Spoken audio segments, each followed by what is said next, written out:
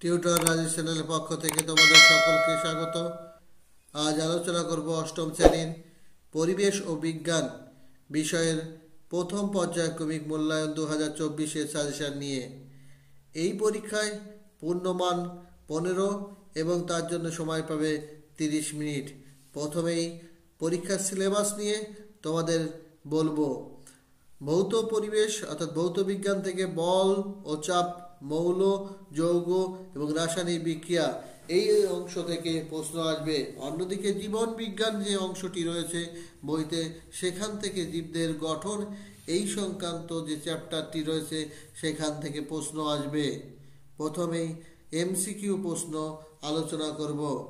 দেখো, বল সমান সমান ড্যাশ গুণ বলের প্রভাব বস্তুতে উৎপন্ন ত্বরণ, বস্তুর ভর।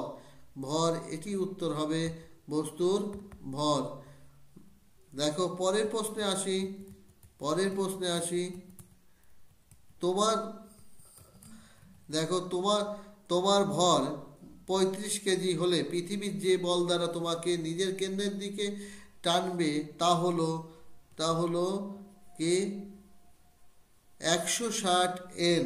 160 N এই বল দ্বারা পৃথিবী তোমাকে কেন্দ্রের দিকে টানবে।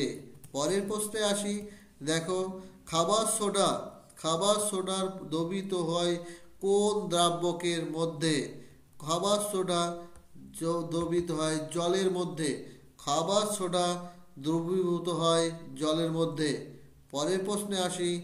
2 কেজি ভরের কোনো বস্তু ওকে পৃথিবী যে বল দ্বারা আকর্ষণ করবে সেটি হচ্ছে 19 নিউটন। 19.6 নিউটন। কি বললাম? 19.6 নিউটন। পরের 5 দাগের প্রশ্নটি, বল পরিমাপের সমীকরণে পাওয়া যায় নিউটনের দ্বিতীয় সূত্র থেকে বল পরিমাপের সমীকরণটি পাওয়া যায়। 6 দাগের প্রশ্ন, পচা ডিমের গন্ধযুক্ত গ্যাসটি হলো, পচা ডিমের গন্ধযুক্ত গ্যাস হচ্ছে সালফার ডাইঅক্সাইড অর্থাৎ SO সালফার ডাইঅক্সাইড। অধাতু হলেও তাপ ও তড়িতের সুপরিবাহী পদার্থ হলো গ্রাফাইট। পরের প্রশ্ন কি বললাম? অধাতু হলেও তাপ ও তড়িতের সুপরিবাহী পদার্থ হলো গ্রাফাইট। নেক্সট, দুটি বস্তুর মধ্যকার প্রাথমিক দূরত্বের অর্ধেক করলে তাদের মধ্যে ক্রিয়াশীল মহাকর্ষ বল প্রাথমিক বলের তুলনায় কি হবে? 4 গুণ হবে। তাহলে কি হবে? 4 গুণ হবে। নেক্সট, পরের প্রশ্ন অর্থাৎ এসএকিউ প্রশ্ন। এই এসএকিউ প্রশ্ন সাধারণত 4টি থাকে। দেখো, কাচকে রেশম দিয়ে ঘষলে কোনটিতে কি জাতীয় তড়িৎ উৎপন্ন হবে? অর্থাৎ কাচে রেশম দিয়ে ঘষলে কাচে ধনাত্মক এবং রেশমে ঋণাত্মক তড়িৎ উৎপন্ন হবে। প্লাবনতা কাকে বলে? পরের প্রশ্ন, প্লাবনতা কোনো বস্তুকে স্থির তরলে বা গ্যাসে আংশিক বা সম্পূর্ণভাবে নিমজ্জিত করলে ওই তরল বা গ্যাস বস্তুটির উপর যে ঊর্ধ্বমুখী চাপ বল প্রয়োগ করে তাকেই প্লাবনতা বলা হয়। পরের প্রশ্ন, তরলের ঘনত্বের সঙ্গে চাপের কি সম্পর্ক? তরলের চাপ সমান সমান তরলের উচ্চতা গুণ ঘনত্ব গুণ অভিগজ্য ত্বরণ। 4 দাগে দেখো, পরমাণুর কেন্দ্রে মোট প্রোটন সংখ্যা কত? প্রোটন সংখ্যাকে কি বলে? পারমাণবিক সংখ্যা বলে। নিউটন নেই এমন একটি মৌলের নাম। খুব গুরুত্বপূর্ণ প্রশ্ন এবং পরীক্ষায় এসে থাকে।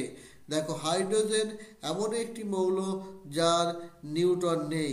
ফেরাস সালফাইডের সঙ্গে H2O এর বিক্রিয়া ঘটলে পচা গ্যাস নির্গত হয়। এই গ্যাসটি অর্থাৎ সেই গ্যাসটি হচ্ছে hydrogen sulphide, H2S hydrogen sulphide. Isotope কাকে বলে? আইসোটোপের উদাহরণ দাও। খুব গুরুত্বপূর্ণ প্রশ্ন এবং পরীক্ষায় এই প্রশ্ন এসেই থাকে প্রতিটা স্কুলে। দেখো পরের প্রশ্ন, অর্থাৎ জীবদেহের জীবন বিজ্ঞানের যে অংশটি রয়েছে সেই জীবন বিজ্ঞানের অংশে মানুষের রক্তে জীবাণু মেরে ফেলে কে? মানুষের রক্তের জীবাণু মেরে ফেলে হচ্ছে শ্বেত রক্তকণিকা। পরের প্রশ্ন, প্রোটিন সংশ্লেষ করার প্রধান হাতিয়ার লাইসোজোম। কি প্রশ্নের উত্তর হবে লাইসোজোম। দেখো চোখের রেটিনায় মৃদু আলো শোষণ করে কে? রড কোষ।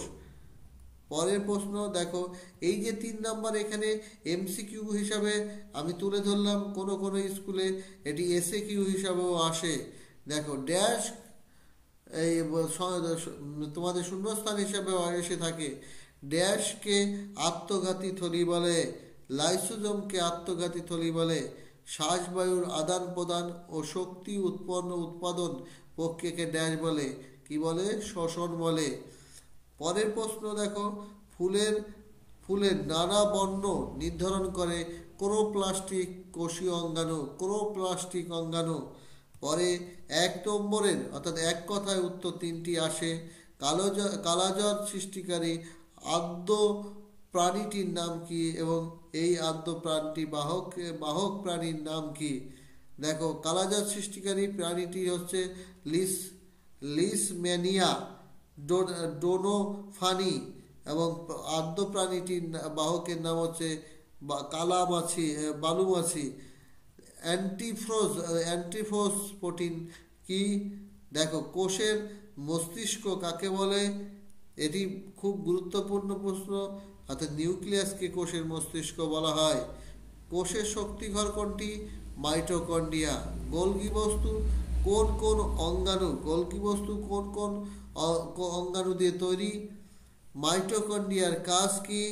এটি হচ্ছে 6 নম্বর 6 দাগের প্রশ্ন। তারপর মিশ্র গ্রন্থি 7 দাগে দেখো মিশ্র গ্রন্থি কাকে বলে? উদাহরণ দাও।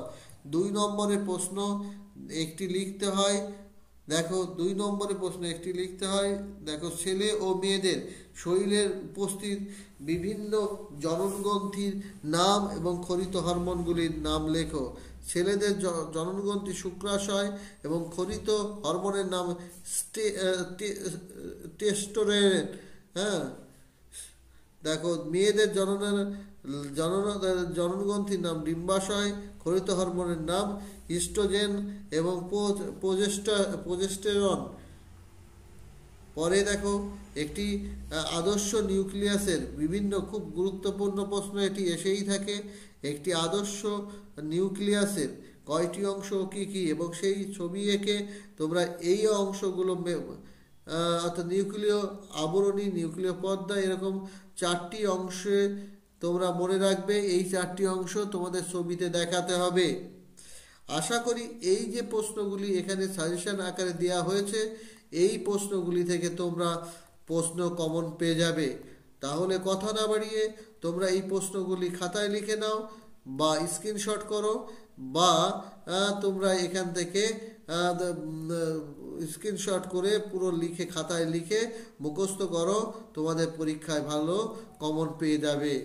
এরকম ভিডিও পেতে তোমরা অবশ্যই আমার চ্যানেলটি সাবস্ক্রাইব করবে, যাতে পরবর্তী ভিডিও আমি দিলেই তোমরা সঙ্গে সঙ্গে সেটি পেয়ে যাও।